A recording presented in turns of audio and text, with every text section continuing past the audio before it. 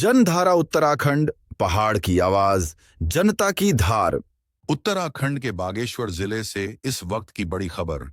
झिरौली खदान और फैक्ट्री जो लंबे समय से बंद पड़ी थी, अब फिर से खुलने जा रही है। हाई कोर्ट नैनीताल के निर्देशों और जिलाधिकारी आकांक्षा कोंडे की पहल के बाद झिरौली मैग्नेसाइट लिमिटेड को संचालन की अनुमति मिल गई है।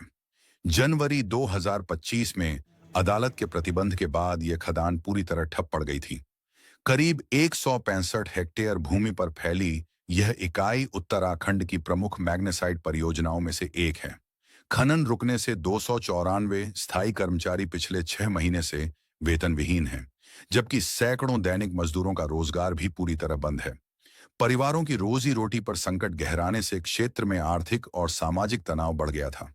इसी बीच क्षेत्र पंचायत सदस्य फतेह सिंह करायत के नेतृत्व में ग्रामीण कामगारों ने जिलाधिकारी कार्यालय बागेश्वर में प्रदर्शन किया और मजदूरी भुगतान व रोजगार बहाली की मांग की। स्थिति की गंभीरता को देखते हुए जिलाधिकारी आकांक्षा कोंडे ने स्वयं हस्तक्षेप कर हाईकोर्ट में पहल की, जिसके बाद झिरौली मैग्नेसाइट लिमिटेड को पुनः संचालन की मंजूरी मिल गई है। अब उम्मीद है कि आने वाले दिनों में खनन कार्य फिर से शुरू होगा और क्षेत्र में रोजगार की गूंज लौटेगी। ये इंडस्ट्री पहले बहुत अच्छी चली क्योंकि उस समय भिलाई स्टील प्लांट एक आपने नाम सुना होगा SMS1 होता था, रशियन टेक्नोलॉजी से स्टील बनता था। उस स्टील बनने में इस मैग्नेसाइट की बहुत महत्वता थी, तो वो चूँकि ऑफलोड हो गया, वो बंद हो गया, फेज आउट हो गया, नई टेक्नोलॉजी आ गई, वहाँ हमारे माल की खपत बंद हो गई, तो हमको थोड़ा प्राइवेट मार्केट में अपने आप को एक्सपांड करना पड़ा।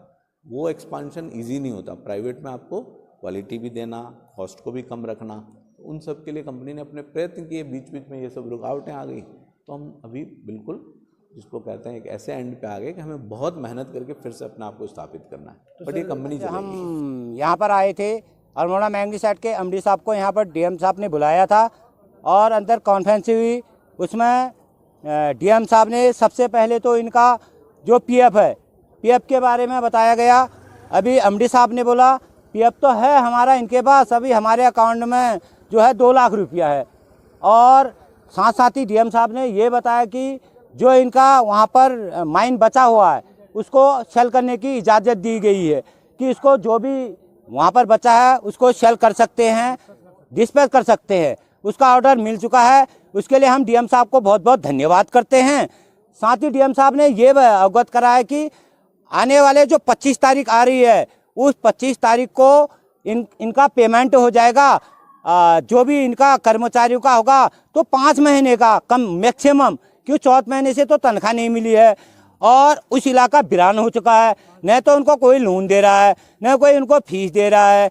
तो 5 महीने की तनख्वाह DM साहब का हम सभी तहे दिल से आभार व्यक्त करते हैं। मैं माइंस उपाध्यक्ष, मैं खुद गायत्री प्रसाद, मेरा नाम गायत्री प्रसाद है, मैं माइंस उपाध्यक्ष हूँ और हमारी सारी और 5-7 लोगों की बॉडी यहाँ पर वर्कर के साथ खड़ी है। लेकिन हमारे बीच में एक हमारे अध्यक्ष महोदय जी और मंत्री महोदय जी यहाँ पर खड़े नहीं रहे और बड़ी दुख की बात है। ये वर्कर के साथ नहीं देना, ये बड़ी दुख की बात है सर। और हमारा 25 तारीख को हमें 5 महीने का वेतन और बोनस नहीं मिला, तो हम 26 तारीख से हमारा अनशन में बच्चों सहित अनशन में बैठेंगे यहाँ पर। हम यहाँ से कहीं जाने वाले नहीं है। आज 10 महीने से यहाँ पर कोई कार्रवाई प्रबंधक वर्ग ने नहीं की। आज DM मैडम आई, उनके दबाव से आज यहाँ पर कार्रवाई चली है, सारे कार्य हो रहे हैं। आज हमें आश्वासन मिला है कि हमें 5 महीने की सैलरी का भरोसा लेके, बड़ी खुशी लेके हम यहाँ से वापस जा रहे हैं। नहीं तो आज से हमारा धरना प्रदर्शन, अनशन भी, डिस्चार्ज भी खोल दिया, अनशन भी था आज से हमारा। और PF घोटाला का तो 2 लाख बता रहे हो, पता नहीं PF में हमें संतुष्टि नहीं है। PF की जांच के लिए हम और आगे जाएंगे। हमारा उद्देश्य है बिगड़ी हुई सामाजिक परिस्थितियों को पटरी पर लाना और हर पहाड़ी की बात को जन जन तक पहुंचाना। ये सिर्फ एक न्यूज चैनल नहीं, बल्कि आपकी आवाज है, आपकी हिम्मत हमारा हौसला है। तो हमारे इस जन जागरण अभियान से जुड़िए, लाइक करें, सब्सक्राइब करें, कमेंट करें और अगर पसंद आए तो शेयर जरूर करें, क्योंकि जनधारा उत्तराखंड, जनता की बात।